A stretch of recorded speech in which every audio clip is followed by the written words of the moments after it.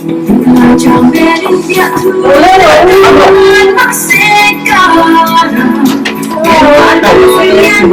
luôn ya.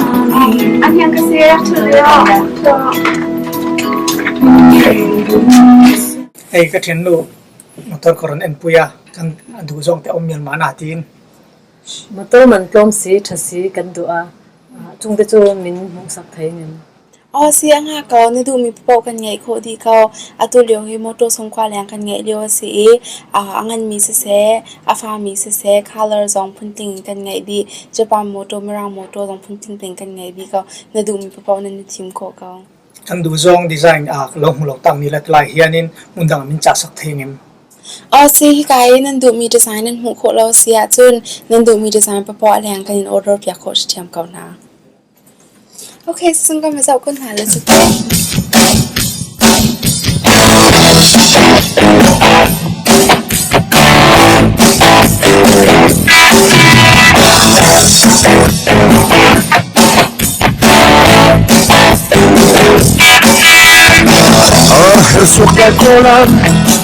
chiều nào pha lung chân rồi về non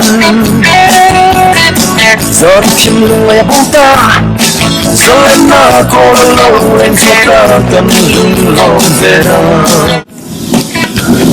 trên trào ô tô xe là vừa lai dừng lại ý liền về đi chuan ở đó mình còn tập quay khổ lệ ý định mình trả đến nào tóc lại môi tập ra khỏi ta ý liền tị nạn ý hơn sẵn là cần lịch trình phải sẵn thấy bò trên nhà lúc này lâu hiểm đó cứ là mà hơn sẵn là ý này tập bộ rồi quyên ý dhuang trả bằng phóng chỉ chú ý ta cần lấy hương nghe ý đến làm ý tâm quý thuôi là đoàn lóng này xin chào của sở nghe là ý nó âm một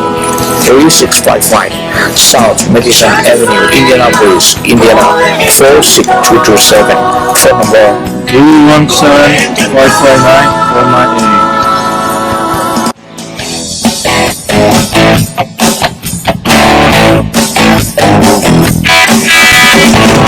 Hãy subscribe cho kênh Ghiền Mì Gõ